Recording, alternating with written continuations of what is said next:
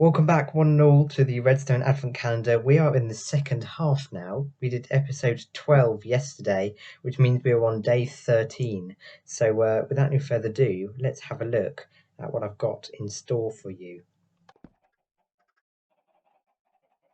So we're going to be doing something a little bit different for day number 13 of the Redstone Advent Calendar. As you can see, this is a chicken farm design. The idea is that these chickens up here, they will lay eggs, and the eggs will go into this dispenser here, which will automatically shoot them out using this system, and then at the same time lava will be dunked right here to, well, kill all of the grown-up chickens and drop their loot into this barrel. It's not very ethical farm, okay? It's not vegan, but it's very, very simple. It's very, very small, and it's quite cheap as well.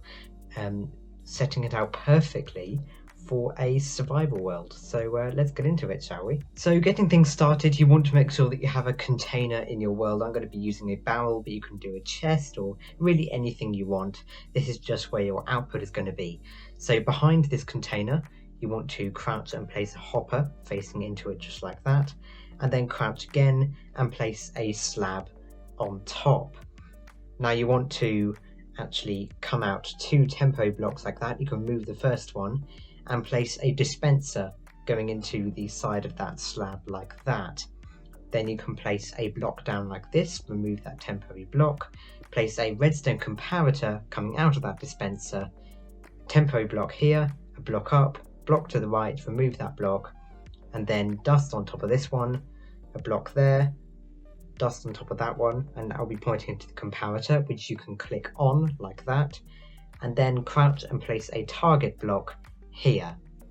Then you can place a piston here, an observer facing upward, going into a dispenser, and that dispenser can have a lava bucket in it.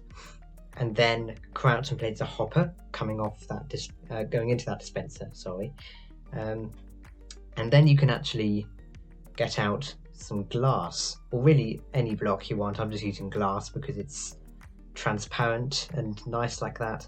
Yeah, you just kind of want to go around with glass like that and make sure that you separate all the compartments so that the chickens don't spill out everywhere, because that won't be particularly good, I don't think. I'm sure you'd agree.